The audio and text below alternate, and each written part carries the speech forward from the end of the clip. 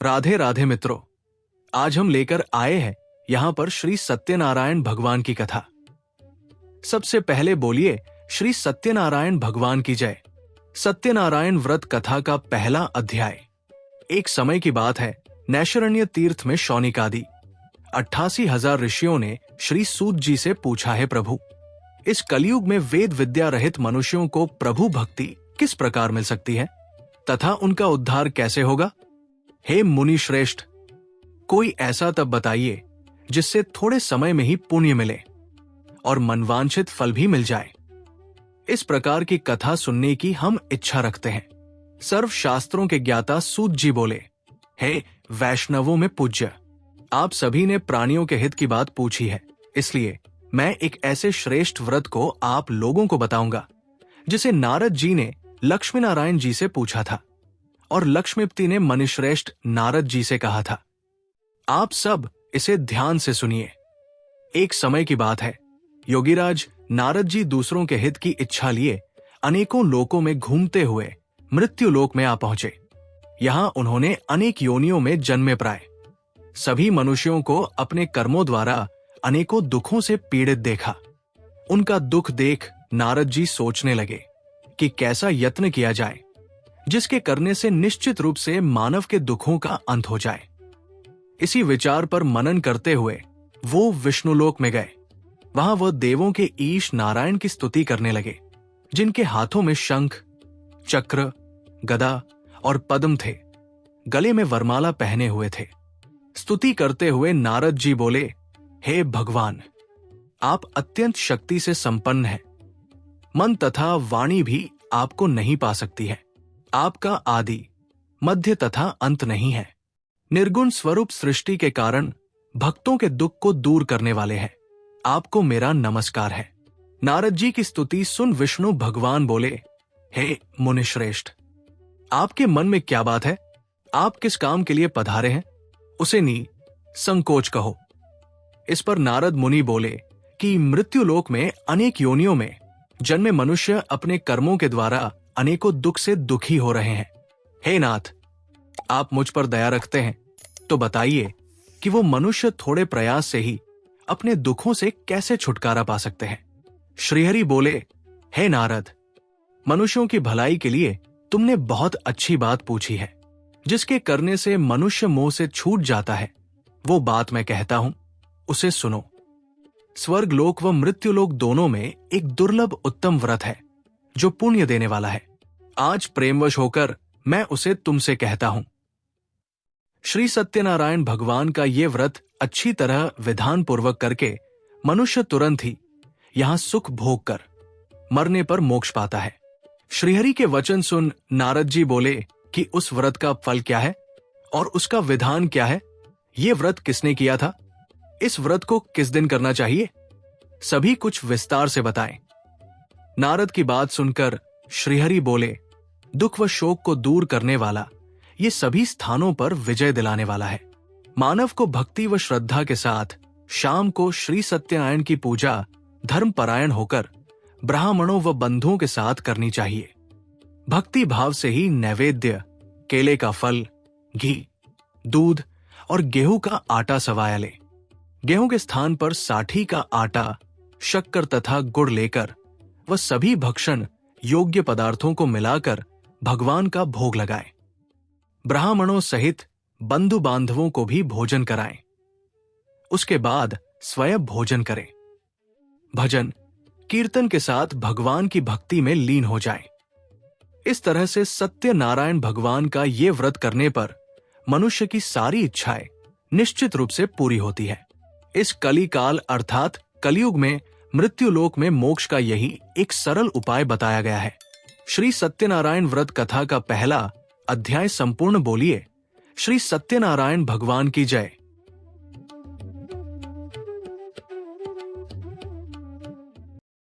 सत्यनारायण भगवान की व्रत कथा का दूसरा अध्याय।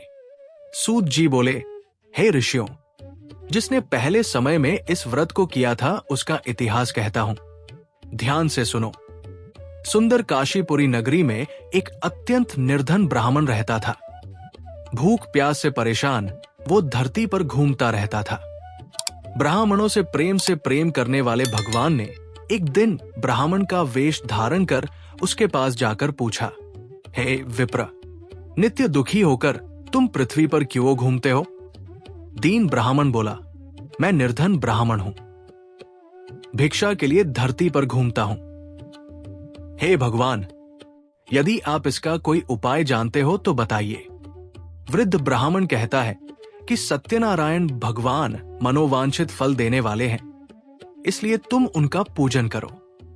इसे करने से मनुष्य सभी दुखों से मुक्त हो जाता है। वृद्ध ब्राह्मण बनकर आए सत्यनारायण भगवान उस निर्धन ब्राह्मण को व्रत का सारा विधान बताकर अंतर्धान हो गए। ब्राह्मण मन ही मन सोचने लगा कि जिस व्रत को वृद्ध ब्राह्मण करने को कह गया है, मैं उसे जरूर करूंगा। ये निश्चय करने के बाद उसे रात में नींद नहीं आई। वो सवेरे उठकर सत्यनारायण भगवान के व्रत का निश्चय कर भिक्षा के लिए चला गया।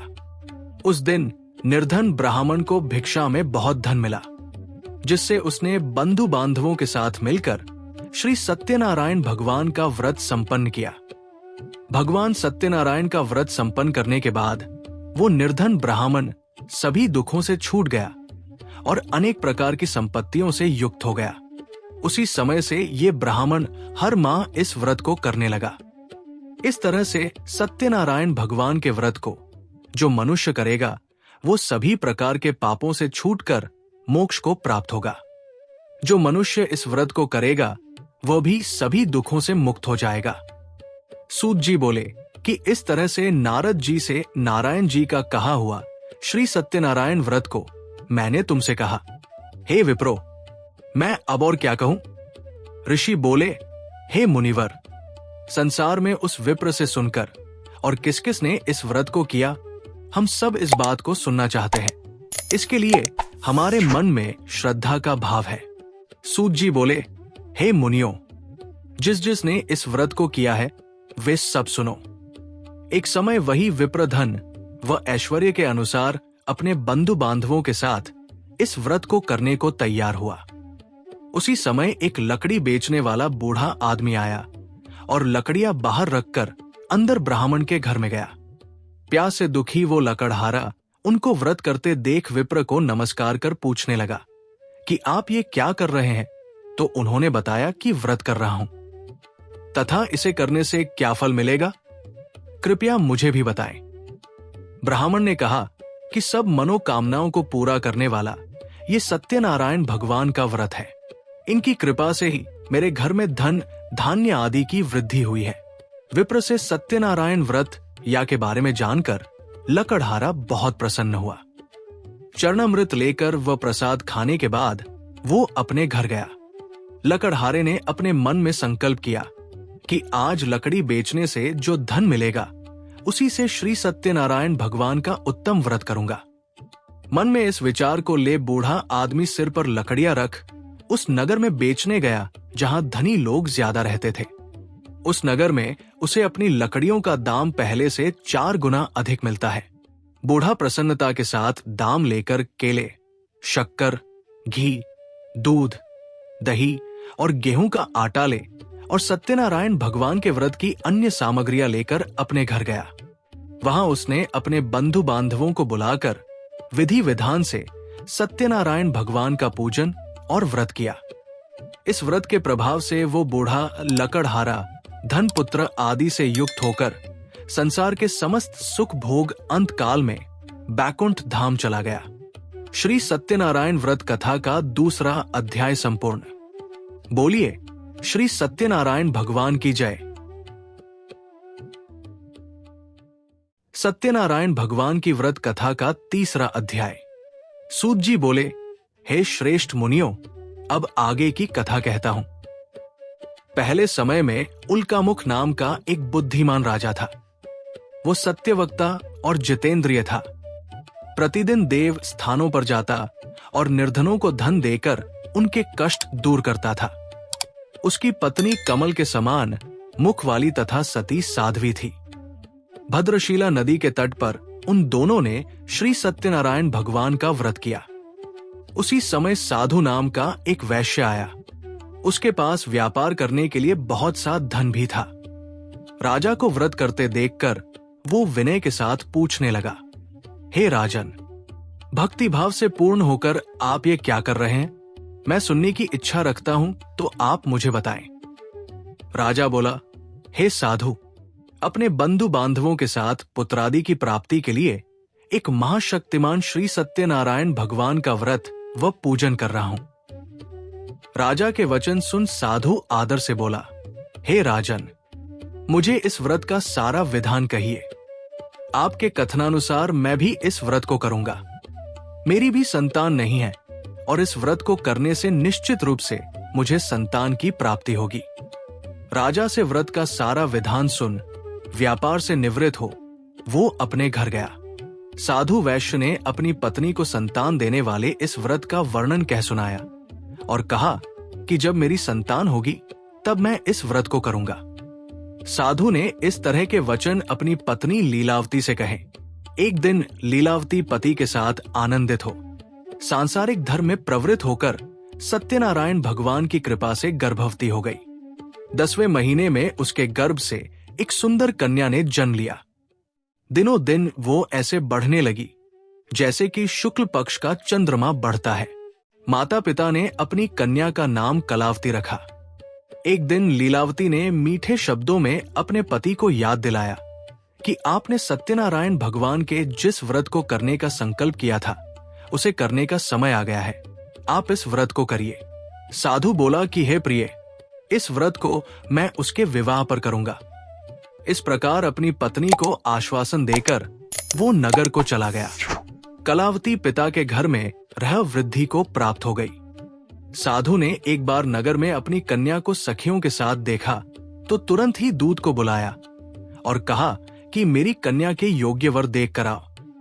साधु की बात सुनकर दूत कंचन नगर में पहुंचा और वहां देखभाल कर लड़की के सुयोग्य वाणिक पुत्र को ले आया।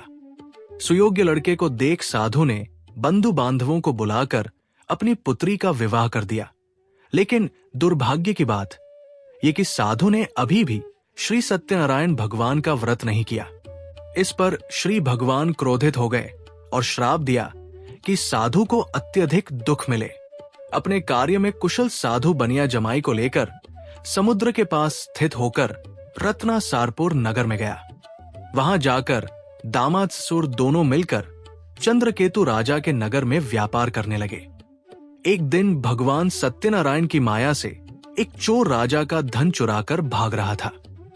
उसने राजा के सिपाहियों को अपना पीछा करते देख चुराया हुआ धन वहां रख दिया जहां साधु अपने जमाई के साथ ठहरा हुआ था।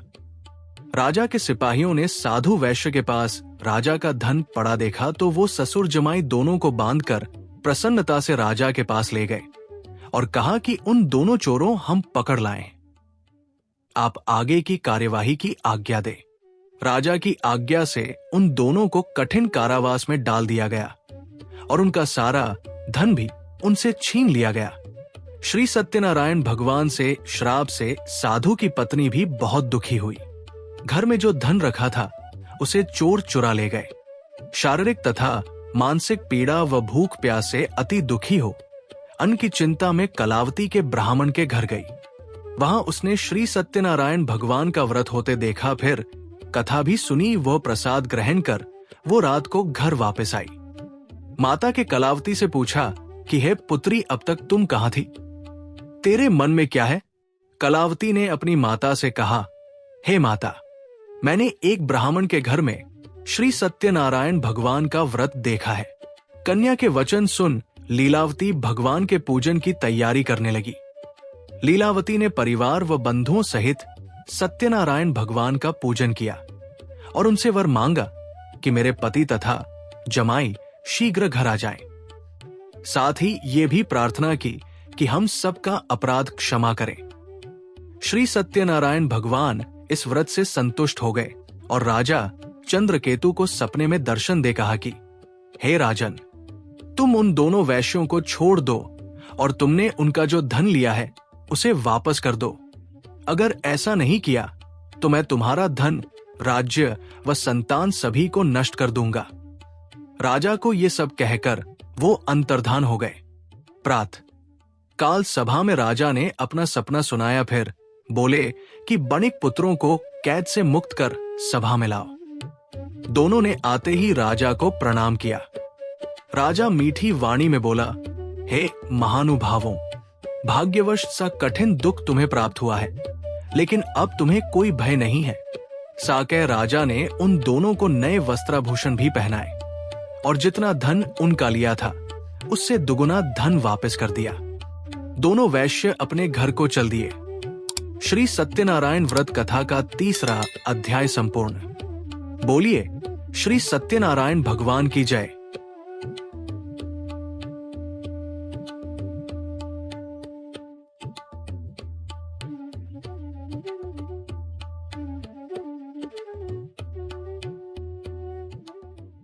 सत्यनारायण भगवान की व्रत कथा का 4था अध्याय। सूत जी बोले, वैश्य ने मंगलाचार कर अपनी यात्रा आरंभ की और अपने नगर की ओर चल दिए। उनके थोड़ी दूर जाने पर एक दंडी वेशधारी श्री सत्य ने उनसे पूछा, हे साधु, तेरी नाव में क्या है? अभिवाणी वणिक हंसता हुआ बोला, हे दंडी, आप क्यों पूछते हो? क्या धन लेने की इच्छा है? मेरी नाव में तो बेल व पत्ते भरे हुए हैं। वैश्य के कठोर वचन सुन भगवान बोले, तुम्हारा वचन सत्य हो।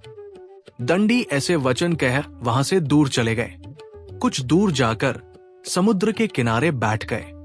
दंडी के जाने के बाद साधु वैश्य ने नित्य क्रिया के पश्चात नाव को ऊंची उठते देखकर अचंभा माना और नाव में बेलपत्ते आदि देख वो मूर्छित हो जमीन पर गिर पड़ा। मूर्छा खुलने पर वो अत्यंत शोक में डूब गया। तब उसका दामाद बोला कि आप शोक न मनाएं, ये दंडी का शाप है, इसलिए हमें उनकी शरण में जाना चाहिए, तभी हमारी मनोकामना पूरी होगी। दामाद की बात सुनकर वो दंडी के पास पहुंचा और अत्यंत भक्तिभाव नमस्कार करके बोला, मैंने आपसे जो असत्य वचन कहे थे उनके लिए मुझे क्षमा दें। ऐसा कहकर महान शोकातुर हो रोने लगा। तब दंडी भगवान बोले, हे वणिक पुत्र, मेरी आज्ञा से बार बार तुम्हें दुख प्राप्त हुआ है, तू मेरी पूजा से विमुख हुआ। साधु बोला, हे भगवान, आपकी माया से ब्रह्मा आदि देवता भी आपके रूप को नहीं जानते, तब मैं अज्ञानी कैसे जान सकता हूं?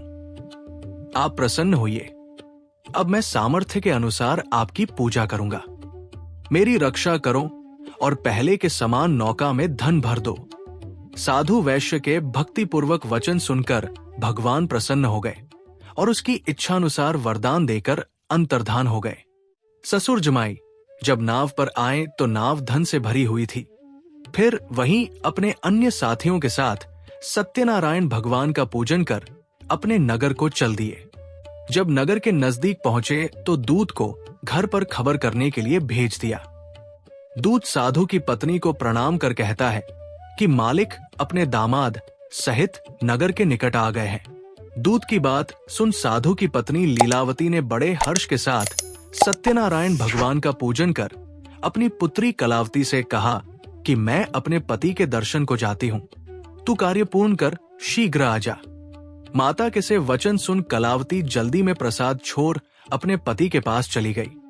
प्रसाद की अवज्ञा के कारण श्री सत्यनारायण भगवान रुष्ट हो गए और नाव सहित उसके पति को पानी में डुबो दिया। कलावती अपने पति को वहां न पाकर रोती हुई जमीन पर गिर गई।